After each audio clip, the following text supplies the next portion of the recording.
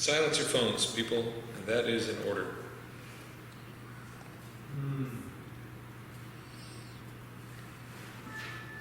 Starting with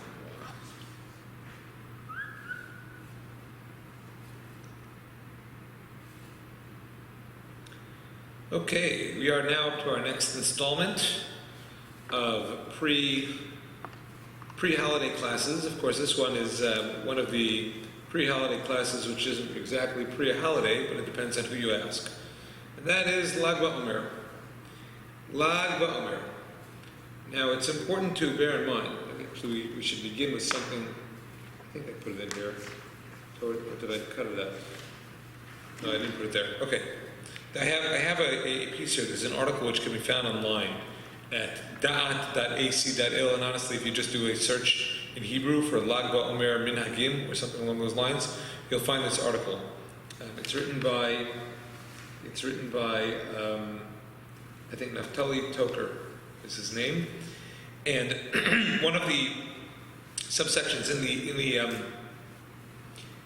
article is the following. It says, Ein liyom Lag BaOmer ma'ala atzmis al yamim acherim b'sfiras omer.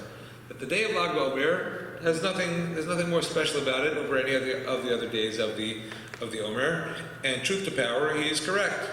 In and of itself, Sfiras Omer is every day is the same, except that we are counting up every day. So I mean, the number is different, but as far as how the Torah views each day of Sfiras Omer, it's just 1 in a Kag of 49, leading up to Shavuos from Pesach.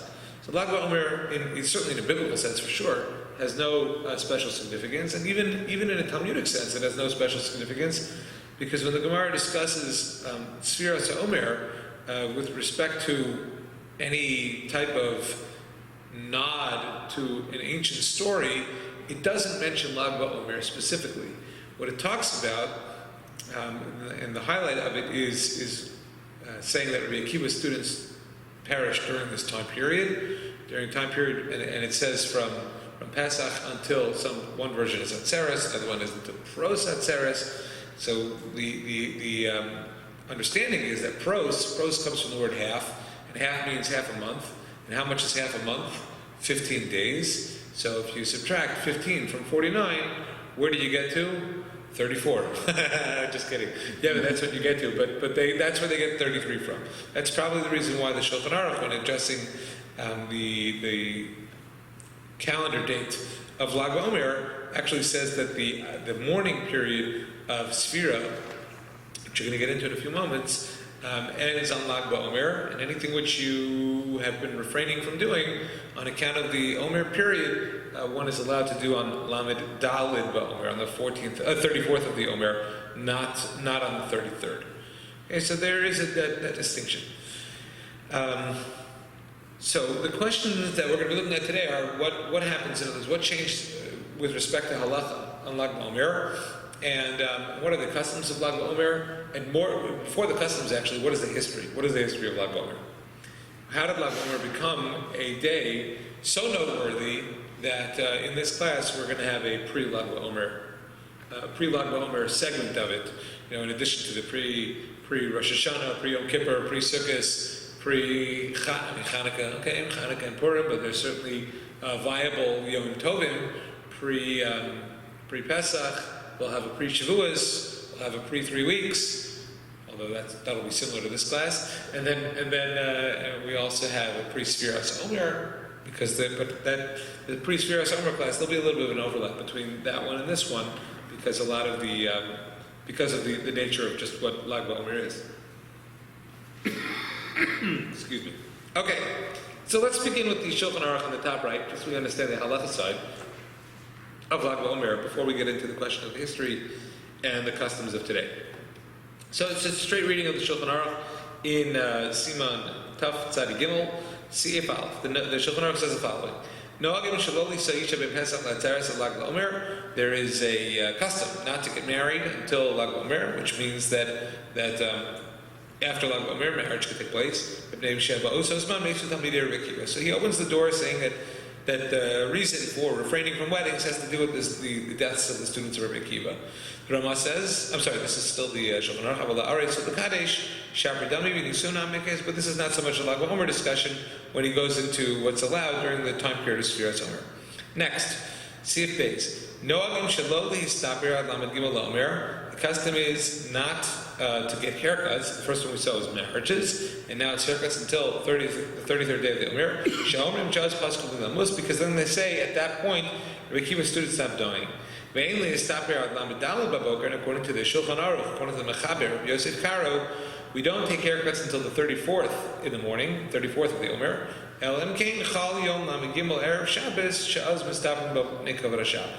Unless Lag BaOmer falls out on Friday, in which case one could get the haircut on Friday in honor of Shabbos. So, and obviously they wouldn't be able to get the haircut on the 34th of the Omer because the 34th of the Omer is Shabbos, so they'd get the opportunity to do it a day earlier. And this is referring, of course, to haircuts, which is a distinction which is made from shaving. That point was discussed in the Sfiras Omer class, so I'm not going to get into that distinction now. Suffice it to say, we're talking about haircuts. Many people shave during this period anyway, but even those who shave, generally speaking, don't get haircuts. You're looking at me and you're saying, you got a haircut yesterday? And the answer is, I'm a moil and I had a bris. So, Baruch Hashem. Baruch Hashem, we should have many brises. Okay. The Ramah says, he says in our lands, and of course he's talking about Eastern Europe, the Ashkenazic lands of Europe. He says our custom is to take the haircuts on the 33rd day. Umar bin bo ksas simcha, and we have a little bit of extra joy on this day. Ve'ein omrim tachnun. Those poor Sephardim say tachnun on Lag BaOmer. We don't say tachnun. Ve'ein leistaper ad lamed gimel be'atzmo v'lo miber. But a person should wait until the daytime to get the haircut and not do it in the evening after one has counted 33 days. So he actually extends it and says, look at this. If Lag BaOmer falls out on Sunday, and Nogin Listaper B'Yom Vav L'Chvod Shabbos, then a person could actually get a haircut on the 31st day of the Omer, which we're not going to say when that is because we don't want to count too early tonight. Oops. But anyway, that would be tomorrow, theoretically, if tomorrow were Friday, but it's not Friday. It's only going to be Tuesday. What is it? Tuesday, right? So we can't pull that one off. I did that one already.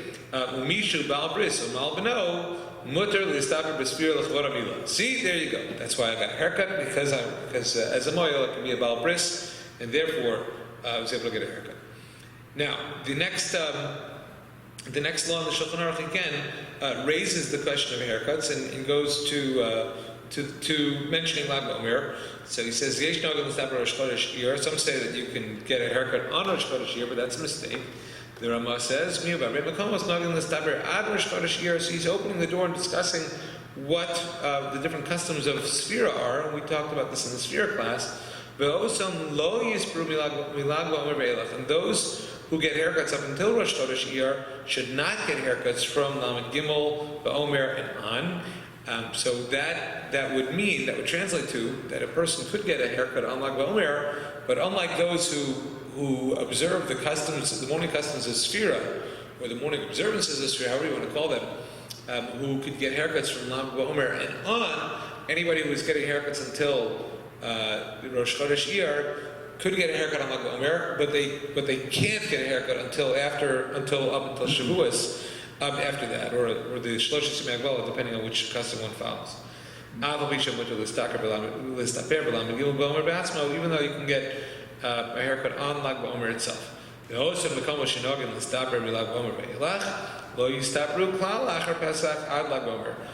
say that you can get a haircut from Lag BaOmer and on, anytime after Lag BaOmer, then those people should not be getting haircuts at all from the time Pesach begins until Lag BaOmer. But lo yanu b'ir achas, miktzas min hagzel, miktzas min hagzel, mishum los is go to do, kol shken shein leno can't understand. People shouldn't be jumping around and going from custom to custom. A person should remain consistent year in and year out. I've heard it said that you can pick a different custom each year, but whichever custom you're going to pick in 1 year, got to stick with it. Essentially, no matter what happens, with the exception, of course, being as was mentioned, if there's a bris. And the the halacha has an allowance for there. Now, what happens if a person gets married during this time period? Is there an allowance for to get a haircut?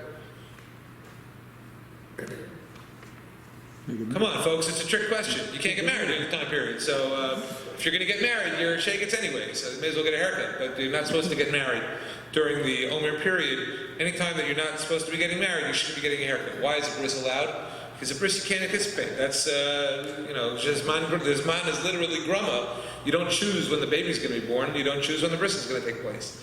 So that's why that allowance is there. We were discussing this morning, actually, in shul, about the laws of tachnun, and how the laws of tachnun, or when tachnun is not said, are similar between a bris and a chassan who's getting married, but obviously during the Sfira summer period, only to the non-proliferation of weddings. So that's left off of the equation because they're not getting married anyway.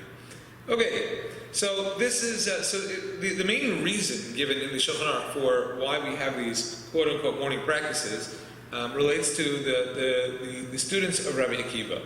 But the question is if that is the real deal, the real reason. And this is where this article comes in. And I actually quoted this in the Sfira Omer class, but I didn't give it to you. So now I give it to you. Maybe you can read the URL at the top of the page. This is a tshuva. I don't know if it's a tshuva, really. It's just an article written by a conservative rabbi, David Golinkin, in 2007, in which he was asked the question, it's customary not to get married and not to shave or cut one's hair between Pesach and Lag BaOmer or Pesach and Shavuos. Why do we mourn during the period of Sfiras Omer? Is there any point in maintaining these mourning customs today? Okay, and his conclusion ultimately is, well, it's at the end. It says, by declaring the Sfiras season a period of mourning, so he makes a suggestion that instead of doing it for people who died a few thousand years ago, should make the Sfira period a period of mourning for the Shoah. And he says, by doing so, we will achieve two objectives. We will be following in the footsteps of the Anshe Knesset Hagdolah. They revitalized ancient customs that had fallen into disuse, and will be commemorating the Holocaust in a manner befitting the magnitude of the tragedy. Yom HaShoah will not just be a one-day event, but it will become part of the Sfira season dedicated to mourning for the 6 million. Okay, now, I don't think it's such a terrible, svara. It's certainly not such a bad idea to say, look, 24,000 people, if that number is even correct, died 2,000 years ago with no connection to them whatsoever. The Gemara even tells us that Rabbi Akiva, after his 12,000 pairs of students died, Rabbi Akiva moved to the Rabbeinu Shebadarom. He moved to the south, and he had, depending on which version you follow, 5, 6, or 7 new Talmidim. There might be other versions as well, but those are the main numbers that I've seen. And he taught Torah to them, and they're the ones who transferred Torah to the Jewish people. And on account of those students, those few students, 5, 6, or 7 students, Torah managed to survive and was transmitted to the next generation. So you're going to say to mourn for those numbers of people. I mean, there's no question. And I'm not proposing this. I'm just bouncing off of what Rabbi Golinkin suggested. That there's no question that an Avelus for 6 million, and in recent times versus something from 24,000 students, if that number is not an exaggeration, and sometimes the Gemara does exaggerate, so we don't know if that number is accurate, is certainly the heart in the right place. I would say that, in other words, if these customs are meant to stand, and these customs are good, and there's good reason for them, then maybe this is an even better reason. And there's no, obviously the Shoah took place every day of the year, so even to pick a Yom HaShoah, there's much rabbinic controversy over that. What was the right day to commemorate as Yom HaShoah? Some said Tisha B'Av, some said Asar B'Teves. The Israeli government picked Yom HaShoah, 27th of Nisan. But there are many people who don't agree with it and who say, what my Hava, what's so great about 27th of Nisan? Okay, Warsaw Ghetto, very nice, but that that doesn't take away from the fact that we have a day of mourning, an established day of mourning, or, as Rabbi Golinkin is suggesting, an established period of mourning, which is certainly not inappropriate to be a time to be refraining from these certain practices, since we are considering a tremendous loss of life. And not to take away from the students of Rabbi Akiva, but numbers-wise, the Shoah clearly dwarfs anything that happened in the ancient history, just numbers-wise. Okay, so in this Golinkin article, just to prove the point a little further, he brings, you can see them in the numerical Roman numerals rather, different theories as to where the mourning customs of Sfira in general come from. That's the reason why I gave this to you in very small font, because he's not talking about Lag BaOmer specifically, he's talking about the customs of Sfiras HaOmer. I did mention these in the Sfiras HaOmer class, I'm not going to go into it now, but suffice it to say that there is evidence to suggest that a mourning period is in order. I didn't give you his version of the Rabbi Akiva theory, because I was going to talk about that. All the other ones I'm not going to go into here. I don't know how many of these theories would play into a real need for mourning. There's an anxiety component in terms of the world being judged, which we talked about at that time, owing to the Mishnah Rosh Hashanah, which talks about the different times in the year when the world is judged. Interesting theories I would say this is for a different time, but we already had that different time. So anyway, not going to go into that any further. But the question, though, remains, and that is, okay, so what? So even if Rabbi Akiva's students died, what does it have to do with Lag BaOmer? So the Pros Hatzeres, I mentioned that viewpoint before, that it's you subtract 15 days from 49 and you get to 34, 33, however you do the math. There are other suggestions as well as to how many days Rabbi Akiva's students died. Right, some say that they didn't die in Shabbos, they didn't die in Yom Tov, so if you subtract the Shabbos and the Yom Tovs and the Rosh Chodeshes from the Sfiras HaOmer period, it's 15 or 16 days. So they didn't die in those days, they died for 33 days during the Sfiras HaOmer period. Okay, so still, what is that? So what are you going to do? So they say as well, let's make it a 33-day period of mourning, 33 days when we're refraining from haircuts, that brings us to Lag BaOmer. So that's one view. Another view is that they stopped dying on Lag BaOmer. On Lag BaOmer, that they went 33 days, and that there are actually two different viewpoints. One is that they died until Lag BaOmer, and then it stopped. Either that Lag BaOmer was the last day that they were dying, or Lag BaOmer was the first day that they didn't die, or they were dying the whole period, but for whatever reason, Lag BaOmer they didn't die. Okay, those are the different some of the different perspectives that I've seen. No matter how we look at it, it's trying to draw attention to the number 33 and making 33 significant. And therefore, once the number 33 becomes significant, so it's attached to the day, which is number 33 in Sfiras HaOmer. There is another perspective, of course, and this is a major focus of that Naftali Toker article, which I mentioned before, and that is the connection between Lag BaOmer and a figure who looms large this week, and namely that is Rashbi. Rashbi being Rabbi Shimon Bar Yochai. Sure, everyone's familiar with this idea that one of the big customs in Israel today, certainly amongst Hasidic Jews, is to go to Meron, where the grave of Rabbi Shimon Bar Yochai is supposed to be, and they go to that grave site, and there's a lot of upsharons, first-time haircuts for little boys who are, I guess, thereabouts the age of 3. I don't know how they all turn 3 on Lag BaOmer, but that seems to be pervading. I guess we got to figure out what's 9 months before Lag BaOmer. See why it's such a popular time. Of course, that's a joke. But in any case, the 33rd day of the Omer becomes this day when all these haircuts are taking place. And now, I don't think that, the Shulchan Aruch, when it says that you can't take haircuts until Lag BaOmer, that it meant for 3 years plus, and that all of a sudden the haircuts that need to take place need to be first-time haircuts. So there's a lot of mysticism involved in this, and of course, owing to Rabbi Shimon Bar Yochai, who is traditionally taken and accepted to be the author of the Zohar, the major Kabbalistic work. So a lot of the practices which have evolved for Lag BaOmer are a nod to either Rabbi Shimon Bar Yochai himself personally, what he stood for, what he represented, what he did, or just Kabbalistic ideas. And certainly the idea of an upsharon is not something which is biblically mandated. It's primarily based on on a drush of a pasuk, ki ha'adam eitz hasadeh, that a person is a tree, which of course doesn't mean that a person is a tree. A person is not a tree. I think that's pretty clear. But nonetheless, there is a drush that says a person is a tree, and based on the pasuk that says that. And so, just as a tree, you're not supposed to cut off anything from the tree for the first 3 years. So you're not supposed to cut off the hair off a child for the first 3 years. Notice I didn't say cut off anything, because that would put people like me out of work. Mm-hmm. So, anyway, maybe this video shouldn't go on the internet. Okay. Okay. Anyway, we move on. We move on. So on the page here, you have a number of things related to Lag BaOmer. I'm going to get back to Rabbi Shimon Bar Yochai in a second, but I thought these were just cool to point out. Number one is that there are other historical events that happen to take place on the 17th or the 18th of Iyar. Bear in mind that depending on how many days are in the month of Nisan would play a role in what day Lag BaOmer is. And nowadays, when we have Nisan is always 30 days, right? Rosh Chodesh Iyar was 2 days. So actually, why it would be the 17th of Iyar is irrelevant, because it would never be the 17th of Iyar. It would either be the 18th it would be. Excuse me, let me take that back. If Nisan were 29 days, then Lag BaOmer would be on the 17th day of Iyar, and it could be that way. Okay, because the date of Shavuos is not given to us in the Torah. The day of Shavuos is after the 49th day of Sfiras HaOmer.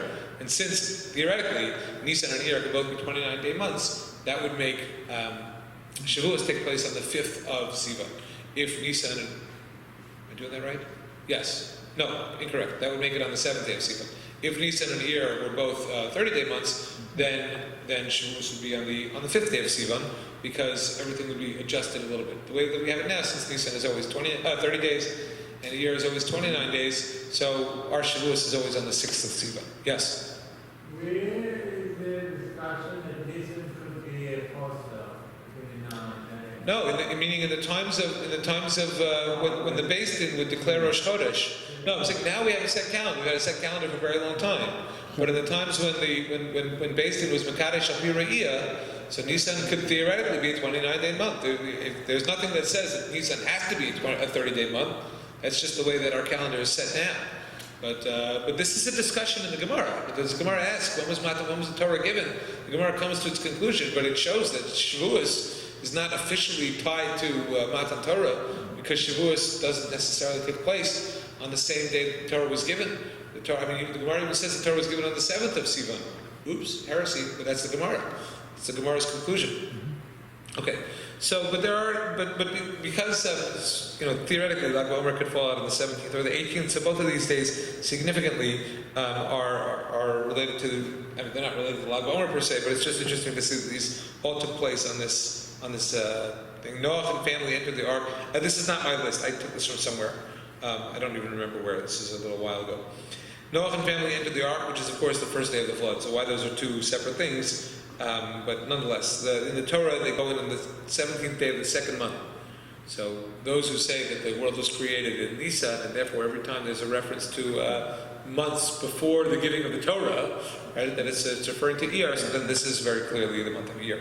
Yoshua conquers Ai, according to a piyut from the Middle Ages, tells us that Yoshua conquered Ai on I believe on the 18th of Iyar. The man began falling in the desert. If you know the history, so the Jewish people left Egypt on the 15th of Nisan, right? They went 30 days, and after 30 days they complained, or they had used up all their food.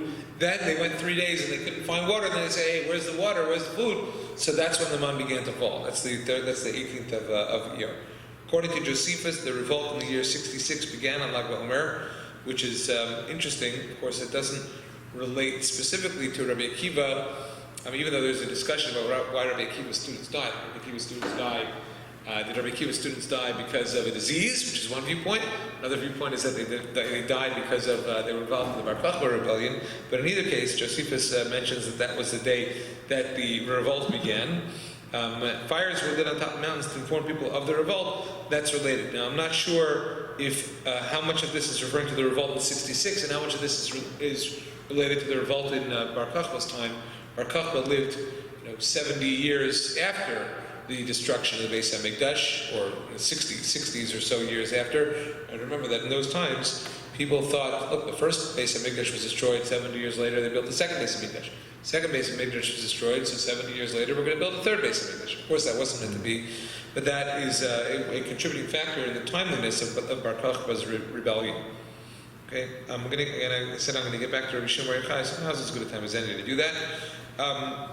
So back in that Toker articles, just to share with you a few different views as to what Rabbi Shimon Bar Yochai's connection is to Lag BaOmer.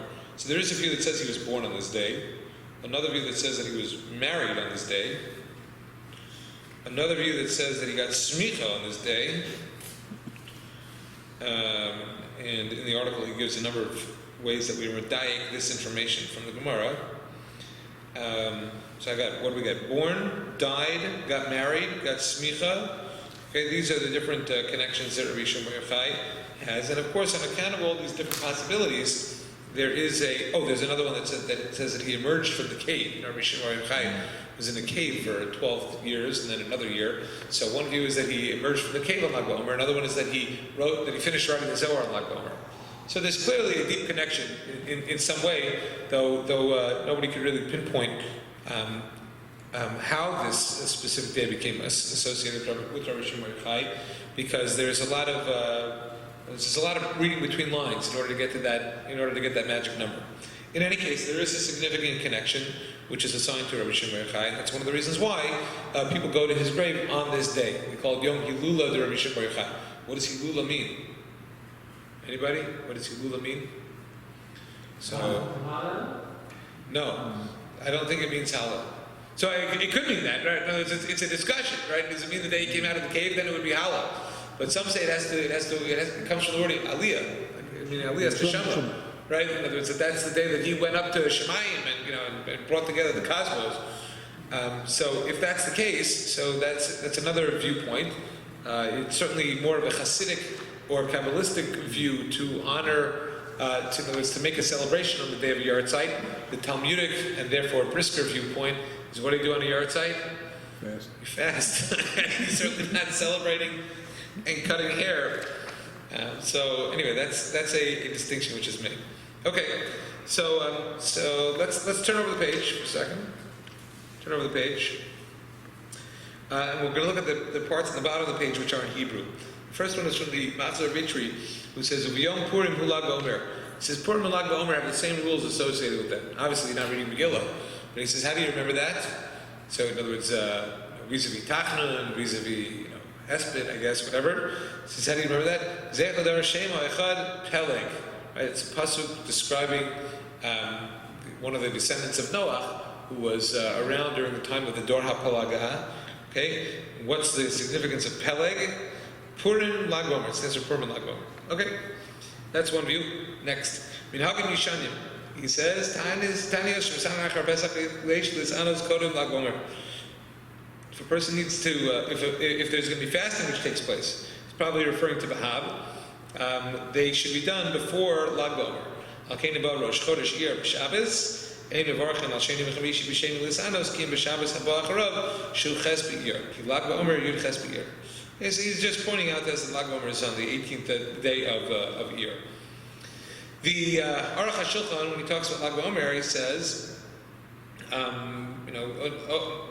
making a nod to the things which were prohibited during this year period, says, "Linya Lag BaOmer ba'atzma b'kol makom nogin lahatir bein lefim min hagosh Rabbeinu Abeis Yosef bein lefim min hageinu mipnei shemachzikin hayom l'tzas yom tov v'gam b'mincha shel fanav." So he says the Lag BaOmer is actually considered to be Ksas of a Yom Tov. So we saw that before. We saw Ksas Simcha that the Rama mentioned.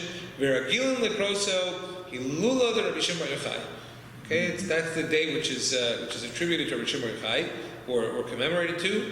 In V'aretz Yisrael Marbin B'Tfilah V'adlakas Neros Al Kibbur Al Kadosh. So he mentions the custom to have a lot of davening and lighting candles at Rabbi Shimon Bar Yochai's grave. So some say he died. So that's one viewpoint. So there you see the Aruch HaShulchan mentioning the idea that he may have come out of the cave at that time as well. Okay. Skip to the Igros Moshe. I'm not sure why I gave you that Gemara in Ksubos. It's probably, yeah, okay. Anyway, that's the idea of the phrase Hilula de Rabbi Shimon Bar Yochai. It comes from the Gemara in Ksubos. But anyway, Rabbi Moshe Feinstein, in one of the customs in which he talks about how we are meant to observe Sfiras Omer, so he says here, look at the bold part. Lag BaOmer she'asru chutz mi Lag BaOmer she'tir be'ezeh tam acher mishum she'ilul Rabbi Shimon Bar Yochai k'ditzeh b'yitur ezav. So he also mentions that Lag BaOmer is the Rabbi Shimon Bar Yochai day. Okay.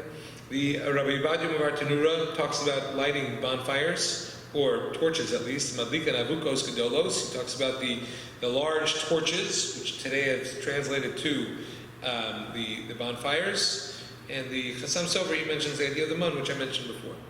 Okay, so essentially what we're seeing here is a tremendous tribute to Rabbi Shimon Bar Yochai during this time period, and in Israel in particular, the customs which we have here, and this is not from a particularly halachic source that I found it, but I was trying to figure out what the official rules of the day are in Israel, and I found this goisrael.com. It talks about three major customs related to Lag BaOmer, and the first one is to have bonfires, and of course once you're having a bonfire, you know what that translates to.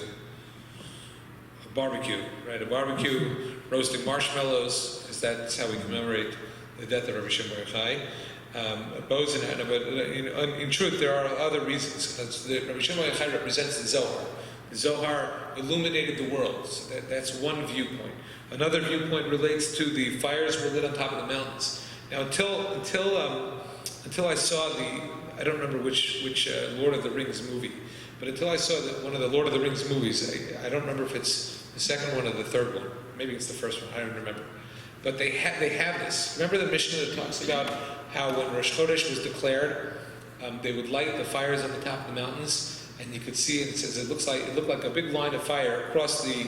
I don't remember the Hebrew phrase, but I remember in the art scroll it says across the diaspora. It's not the diaspora, we call it diaspora. But in other words, you could see it across the mountaintops. So in the Lord of the Rings movie, they actually have this, where and they're following with a helicopter, although the whole thing could be a green screen for all I know. But it's fantastic. Because you look at this, now you understand the Mishnah. Somebody lights a bonfire, and they have this huge pyre of wood on the top of this mountain. It lights up, and then the whole thing it gets engulfed in a flame. And then you see mountains, a few miles over, where they see the fire, and there's somebody there waiting. As soon as he sees the fire, he lights it up. And then a few miles later, same thing, and it becomes this huge campfire, bonfire at the top of these mountains. You see this entire line of fire. It's fantastic. So, but if that's what was taking place, then the idea of the bonfire may be a commemoration of that. So there are a number of different reasons why the bonfire became ever popular. And look at the last sentence in that section. Among secular Jews, the bonfires are the only custom that has remained from the traditions of Lag BaOmer. And we could probably ask ourselves why. I'm sure we could all answer that question. Why? Because there's nothing particularly religious about it, right? To put a bonfire. You don't think, if you don't know the reason behind it, if you don't know that you're commemorating Rabbi Shimon Bar Yochai being a fiery character, or the author of the fiery Kabbalah, and the Zohar, then you just it's like a great place to sing Kumbaya, right? A nice place to have a little barbecue, roast a hot dog, roast a marshmallow, whatever and to sing songs and to remember that, if you don't know what you're remembering, then you're not remembering anything. Just, Lag BaOmer.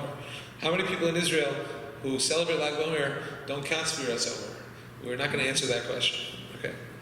The other customs that we talk about, so the last one we've been making a focus on, that's the Shimon Bar Yochai connection. And the other one is the bows and arrows. And the bows and arrows are probably related to, they say here the Bar Kokhba revolt, and perhaps the revolt in year 66 as mentioned before, which took place on Lag BaOmer according to Josephus. Okay, so I want to conclude the class getting back to where we began. These customs of Lag BaOmer, it's just another way for people to get out in Israel and to have a nice day of celebration. It's not that much different from what people do on Yom HaAtzmaut in Israel, if you think about it, because although maybe they don't put bonfires, but they certainly have barbecues after they've mourned Yom HaZikaron, and that is, of course, taken very seriously in Israel. But when it comes to Lag BaOmer, so the end discussion is that those in the halachic community don't look too much at most of the things which I've mentioned up until now, per se, and focus primarily on the students of Rabbi Akiva, because that's what's mentioned in the Shulchan Aruch and the like. And even though, Golinkin's article notwithstanding, there is controversy behind Rabbi Akiva's students and that whole story. How much of it is meant to be a moral lesson and a moral teaching? How much of it is meant to reflect a reality of history? Is a good question, and it's subject to debate. Other than the Gemara just making an aside statement, and what does the Gemara say? That the reason why they died is because lo nagu kavod zel lezeh. So really? I mean, you know that? How do you know that? That's the reason why 24,000 people died, because they weren't respectful to one another? I mean, that's almost like saying the Beis HaMikdash was destroyed because people were guilty of sinas china. Really? Is that the reason? We know that? So, yeah, I mean, I guess Chazal had an eye into this and certainly had a perspective. But was Chazal trying to teach us an important lesson about how we're supposed to behave? Or was Chazal trying to say, oh no, this is exactly the reason why, and we know? So it's a debatable point, and I think that it's something which we could all ask about and debate about and discuss, simply because it's not black and white. The fact of the matter is the Gemara is not black and white. The Gemara doesn't say, oh, they died and therefore mourn. The Gemara says they died and so Rabbi Akiva was forced to go somewhere else and rebuild. And that's how Rabbi Akiva was able to come to his other drash, which he says, don't. Rabbi Akiva said, in the morning, sow your seeds, and in the evening, don't have your hand rest. That was how Rabbi Akiva was able to explain how in the morning, meaning in the earlier career of my teaching, in my earlier teaching career, I had many thousands of students, and I thought that I had done my job, but the fact is they all died, and so therefore I needed to start anew. So that's how Rabbi Akiva came to that drasha, because he lost his students. So, okay, but again, we don't know why Rabbi Akiva's students died. We don't know if they died because of a disease, in fact, or if the reason that they died was because of involvement in the Bar Kokhba rebellion. Remember that they were I'm certainly not knocking the yeshiva guys today or in Sahal, but it's hard to know for Rabbi Akiva's students, if they're such great yeshiva guys, how well trained they were to participate in a Bar Kokhba rebellion. So if they got wiped out, and the Bar Kokhba rebellion lasted for a few years, but it ultimately was not successful. So for Rabbi Akiva's students who were involved in that, remember, Rabbi Akiva thought that Bar Kokhba was Mashiach. So he may have encouraged his students to participate in that, and who knows if that's the reason why they died. I'm not laying a specific answer simply because it's debated. We don't have answers to these questions. But at the end of the day, owing to the fact that Allah has jumped on the Rabbi Akiva bandwagon, that is what makes this time period of mourning. That's also what in turn makes Lag BaOmer into a time which is noted on the calendar and a time of significance. Remember that Rabbi Shimon Bar Yochai was one of Rabbi Akiva's later students. When every accounting of Rabbi Akiva's students, whether it was the 5 or the 6 or the 7, Rabbi Shimon Bar Yochai is one of them. And so there is that special connection all the same between Rabbi Akiva and Rabbi Shimon Bar Yochai, certainly as Rebbe and Talmud, and even more so in terms of our commemorations on this day of Lag BaOmer.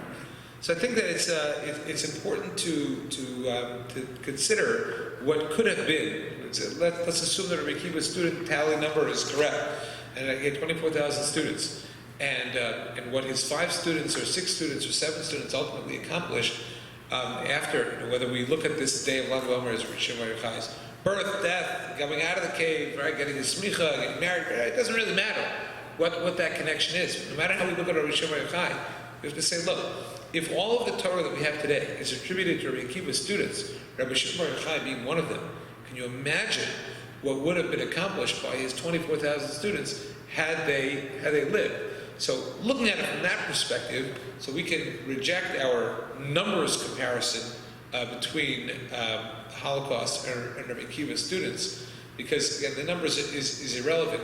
But look at what the impact of 5 or 6 or 7 students had. Can you imagine what the impact of 24,000 students would have been? It would have been enormous. It would have been a revolution. They would have taken over the world. I mean, literally, they could have taken over the world. I once read a fantastic insight in Telushkin and Prager's book, Why the Jews, which is their book on anti-Semitism, trying to explain the oldest hatred. And they make the argument that at the time that the Holy Roman Empire was not yet holy, it was never holy, but when the Holy Roman Empire was looking to get out of paganism and to embrace a new idea that would work for them, that they could spread far and wide, they had every opportunity to embrace a monotheistic religion over in a world that they dominated militarily. And they argued that they could have just as easily chosen Judaism as they chose Christianity. Can you imagine if Rabbi Akiva's students were around? Because it's the exact same time. Can you imagine if Rabbi Akiva's students were around? What kind of influence they could have had? And what would the world look like today? Talk about, people say, if you had if you had a time machine, would you go back and would you kill Hitler as a baby? Or would you go back and kill Hitler's mother when before she gives birth to him? So everybody says, yeah. How about would you go back and prevent Rabbi Akiva's students from dying? Yeah, go for it. So all different options and things which we can consider. But I think that at the end of the day, Lag BaOmer is viewed as a good day during this time period for whatever reason, and that's a good thing. But it really it's standing out from Sfiras HaOmer is what's meant to draw our attention, so that we can appreciate the Sfiras HaOmer period on a higher level and on a deeper level, so that it can become more introspective for us, rather than just, okay, yeah, I'm not shaving, I'm not taking a haircut, or okay, so I'm not going to weddings this time period, good, I don't want to go to weddings anyway.